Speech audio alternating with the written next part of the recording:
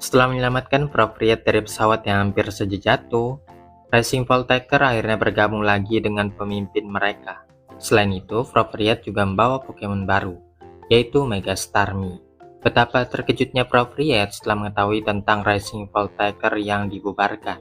Seakan masih belum percaya, dia pun menanyakan siapa yang nyuruh bubarin Racing Voltaker. Seketika semua pun nengok pada Murdoch, karena dialah yang nyaranin Racing Voltaker untuk bubar. Murdoch pun mulai panik dan berusaha mencari-cari alasan untuk mendukungnya.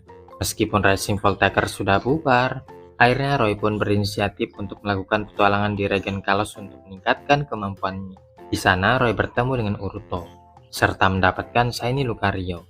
Setelahnya Roy pun menemui teman-temannya, membuat rencana untuk menjatuhkan The Explorer. Dalam perjalanannya, mereka sering bertemu dengan Pokemon yang dipengaruhi Rakwario. Selagi berpetualang menemukan para Pokemon Rakwario itu, sekalian saja mereka mengumpulkan anggota Racing Voltaker lainnya. Setelahnya, Roy memperkenalkan Uruto sebagai anggota baru Racing Voltaker.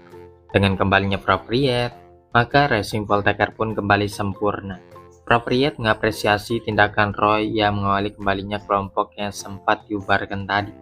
Terlepas dari semua itu, mereka masih belum percaya Propriet baru saja kembali dari luar angkasa.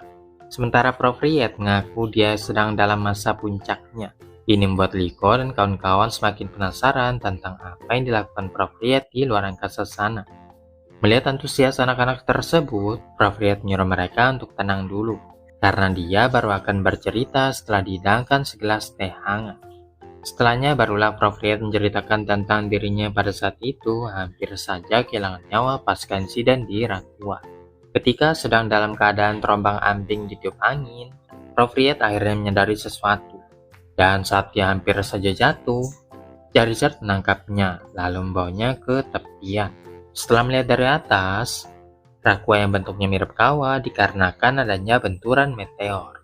Selagi menunggu situasinya sudah reda, Propriet memutuskan untuk masuk lagi ke Rakua. The Explorer kebetulan masih berada di lokasi sembari memburu Racing Voltaker. Setelah mengecek keadaan tanah, Propriet menyimpulkan jangan-jangan meteor tersebut ada hubungannya dengan Rakwario. Dengan kata lain, luar angkasa adalah tempat yang wajib untuk diselidiki. Selain itu, Propriet juga melihat The Explorer yang sedang menambang Rakwario yang tersisa.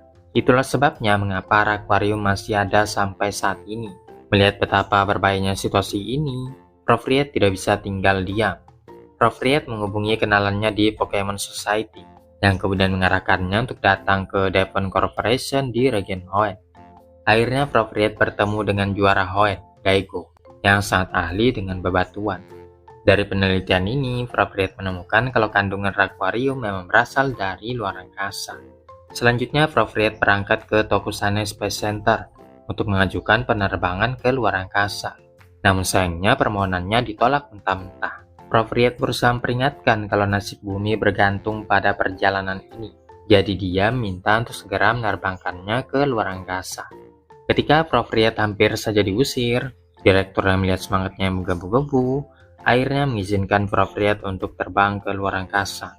Luar angkasa merupakan tempat yang sangat luas dan tidak terbatas. Makanya direktur memastikan apakah Propriet tahu apa yang akan dilakukannya sesampainya di sana nanti. Propriet menegaskan bahwa dia punya tujuan yang mulia terkait dengan penerbangan ke luar angkasa. Namun sebelum itu, Propriet harus belajar kurang lebih selama setahun untuk mempersiapkan penerbangan perdananya. Ketika sedang melakukan simulasi penerbangan luar angkasa, di saat itulah Propriet bertemu dengan Starmie. Propriet langsung tahu kalau Starmie ingin ikut bersamanya. Jadi dia pun mengajaknya untuk bersama-sama terbang ke luar angkasa. Bahkan dengan kehadiran Starmie malah mempermudah latihan Propriet, karena Pokemon itu belajar dengan sangat cepat. Dikarenakan Starmie selalu membimbingnya, Propriet pun berinya julukan instruktur Starmie. Akhirnya Propriet pun menangkap Starmie. Belum selesai sampai di situ, persahabatan mereka pun sangat kuat sehingga memungkinkan terjadinya Mega Evolution. Bahkan pihak Space Center juga kagum dengan betapa mudahnya Propriet menjalin hubungan dengan Pokemon itu. Singkat cerita, setelah menyelesaikan pelatihannya, Propriet mengirimkan pesan suara untuk teman-temannya. Akhirnya selama berbulan-bulan menjalin latihan, Propriet benar-benar akan terbang ke luar angkasa. Setelah semuanya sudah siap, pesawat pun meluncur ke luar angkasa. Setelah mendengar keseluruhan ceritanya, Kuroto merasa sangat kagum dengan Fropriet. Fropriet bahkan terbang lebih tinggi daripada Shiny Rayquaza. Bahkan demi mencapai level yang setara dengan Fropriet, Kuroto memanggilnya dengan sebutan Master dan berharap agar Fropriet bisa membimbingnya. Fropriet pun hanya tertawa, karena menurutnya dia belum cocok dijadikan sebagai panutan. Ketika ditanya apa yang ditemukannya di luar angkasa, Fropriet menunjukkan material yang sama dengan meteor yang jatuh di Gunung Kumuri. Namun jangan khawatir ya guys ya, meskipun warnanya mirip akuarium, item itu sama sekali tidak berbahaya. Dalam ekspedisi luar angkasa tersebut, Fropriet menemukan sebuah zat yang diyakini sebagai asal mula akuarium. Dia menyimpulkan bahwa ketika meteor yang membawa zat tersebut jatuh ke gunung dan menciptakan Rakua, benturan panas itu memicu reaksi kimia yang akhirnya menghasilkan Raquarium. Akhirnya sekarang jadi jelas apa yang dikatakan Lucius kalau Raquarium bukan berasal dari bumi. Tapi kalau terjadi jatuhnya meteor, apakah artinya Raquarium akan terbentuk lebih banyak lagi? Ternyata tidak, karena dibutuhkan meteor yang sangat besar untuk menghasilkan benturan yang keras. Hanya melalui peristiwa inilah Raquarium dapat terbentuk. Namun ironisnya kejadian ini malah membentuk surganya para Pokemon, Rakua. Sedangkan energinya sendiri malah memberikan efek yang berbahaya bagi para Pokemon, sampai-sampai bisa menghancurkan ekosistem. Itulah mengapa Shiny Guardian yang bertindak sebagai penjaga ekosistem memutuskan untuk menghancurkan Raquarium. Begitu pula dengan Shiny Rayquaza. Sekarang tugas tersebut diwariskan Lucius melalui Liko dan kawan-kawan. Dan kenyataannya Raquarium masih ada sampai saat ini dan digunakan The Explorer untuk kepentingan pribadinya. Apapun yang terjadi, mereka harus segera musnahkan Raquarium sampai ke intinya demi keberlangsungan hidup para Pokemon. Setelahnya Dot memperlihatkan data rahasia The Explorer, item terlarang Strong Spear. Perusahaan Exit membuat sebuah item yang isinya dalam Raquarium. The Explorer sengaja mendesainnya seperti Pokeball agar dapat digunakan dengan mudah oleh orang-orang awam tanpa mempertimbangkan konsekuensinya. Berdasarkan data yang dia teliti itu, The Explorer mendapatkan Raquarium dari inti yang masih tersisa di Rakua. Inti yang sebelumnya diincar oleh Gideon, sumber akuarium yang tidak ada habis-habisnya. Pasti itu adalah meteor yang jatuh menimpa Gunung Kumuri, dan kini bertransformasi ke bentuk yang lebih kuat. Kalau begini, mereka pun tidak akan bisa memurnikannya secara sempurna. Memang betul kalau sebelumnya mereka kurang kekuatan. Tapi jikalau Terapagos bersatu dengan 18 Tera-type Pokemon, kemungkinan Raquarium bisa dimusnahkan. Jika Terapagos bersatu dengan 18 Tera-type Pokemon yang sama kuatnya dengan Pokemon Six Heroes, maka Terapagos akan mendapatkan kekuatan yang luar biasa. Dengan begini tujuan mereka sudah jelas. Pertama, mereka harus menyelamatkan Pokemon Six Heroes, meminjam kekuatan para Pokemon, serta menghentikan penyebaran Strong Spear. Namun perlu pertimbangan yang matang untuk mendapatkan Pokemon-Pokemon tersebut. Meskipun begitu, dengan kembalinya Fropriet, artinya tugas Roy sebagai pemimpin Rising Voltaker sudah berakhir. Namun ternyata Roy sama sekali tidak tersinggung. Dia justru merasa lega. Kini Fropriet bisa mengambil alih tugasnya sebagai pemimpin sejati Rising Voltaker. Namun Fropriet dengan tegas mengatakan kalau sekarang Roy adalah penerus Rising Voltaker. Roy memikul tanggung jawab yang begitu besar sekarang. Setelah melihat Roy yang seakan ragu-ragu, Fropriet memutuskan untuk membubarkan Rising Voltaker sekali lagi. Setelahnya mereka pun keluar untuk mengadakan pertarungan, di mana jika Roy kalah, maka Rising Voltaker akan bubar. Fropriet minta Roy untuk menunjukkan kemampuannya yang telah meningkat itu. Semenjak masih kecil sampai sekarang, Skeledirge selalu mengagumi Charizard yang bertindak seperti kakak kandungnya. Oleh karenanya, pertarungan ini sangat penting bagi mereka berdua. Setelahnya, Kapten Pikachu pun menyatakan pertarungan sudah dimulai. Fropriet dan Roy sama-sama memerintahkan Flamethrower, di mana Charizard dan Skeledirge memiliki kekuatan yang imbang. Namun Roy menyuruh Skeledirge untuk mengganti serangannya dengan Flame Charge. Untungnya, Fropriet cepat tanggap dan menyuruh Charizard terbang ke atas, mulai melancarkan Air Slash untuk menghit Skeledirge. Roy berupaya membalas dengan Skeledirge Flamethrower, tapi Charizard terbang dengan gesit menghindari semua serangannya. Nampaknya Fropriet sangat serius dengan hasil pertempuran ini. Meskipun demikian, Roy akhirnya berhasil mendaratkan serangan dengan Skeledirge di Charming Voice. Ketika kedua Pokemon hendak mendaratkan serangan, lagi-lagi serangannya meleset. Roy pun menyadari kalau Skeledirge tidak lagi selincah dulu karena badannya yang gemuk.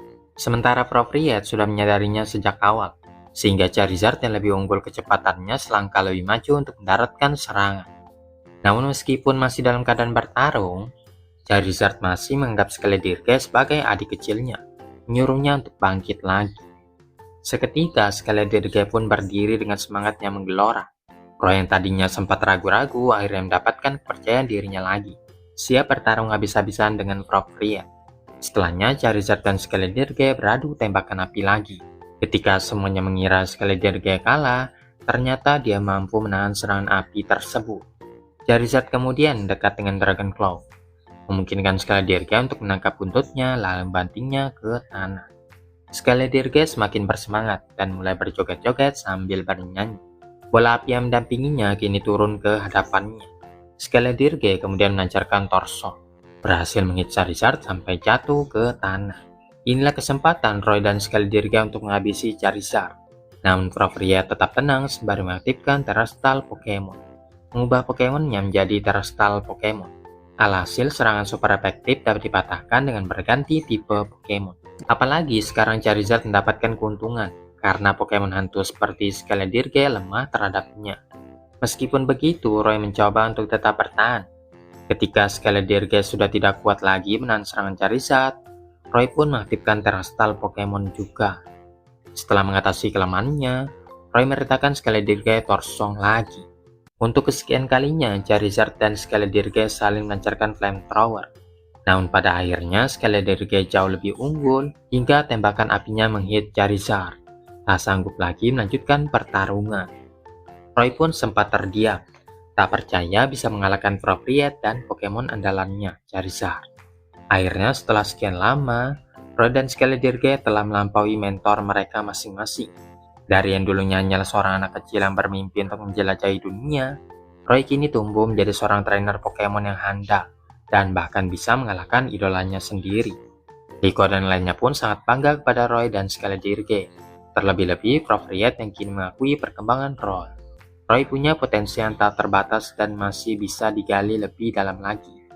Namun setelah semua pertemuan ini, sayangnya Fropriet harus pergi lagi. Fropriet harus pergi ke toko Shiny Space Center dan Devon Corporation untuk menganalisis data. Fropriet mempercayakan kapal berpesagi kepada Kapten Pikachu, karena hanya dialah yang pantas mengemban tugasnya. Dan ketika waktunya tiba, dia ingin agar Roy menyerahkan koper hitam ini kepada Shiny Rayquaza. Tapi jangan dilihat dulu, karena hanya bisa digunakan di saat-saat terdesak nanti. Roy pun berjanji akan menyerahkannya kepada Shiny Rayquaza. Sekarang Roy juga yakin dirinya pantas menjaga Racing Voltiker sesuai dengan yang diinginkan Fropriet. Akhirnya Fropriet pun juga mengakui kalau mulai sekarang mereka adalah rival, dan kalau bertarung lagi dia tidak mau kalah. Setelahnya barulah Fropriet menunjukkan kalau Charizard juga bisa mengakses bentuk Mega Charizard Y. Mega Charizard Y sangat kuat dan cepat, mampu mengimbangi kecepatan pesawat jet sekalipun. Mega Charizard Y juga bisa menyemburkan api yang sangat panas. Inilah pertarungan yang sangat dinanti-nantikan, Mega Charizard Y versus Mega Starmie. Namun ternyata ini hanyalah cerita film yang dibuat-buat oleh Landau. Setelahnya Fropriet pun mengucapkan selamat tinggal, lalu terbang menjauh bersama Mega Charizard Y. Namun jangan khawatir guys ya, Fropriet pasti akan kembali tahun depan. Nampaknya posisi Roy sekarang digantikan oleh Ruto, yang sangat kagum dengan Fropriet dan berharap bisa sekeren orang itu suatu hari nanti. Sudah paham kan sejauh ini, ku yang lama di sini menunggumu tanpa henti, sedia payung sebelum hujan. Apa yang kau inginkan telah kulakukan.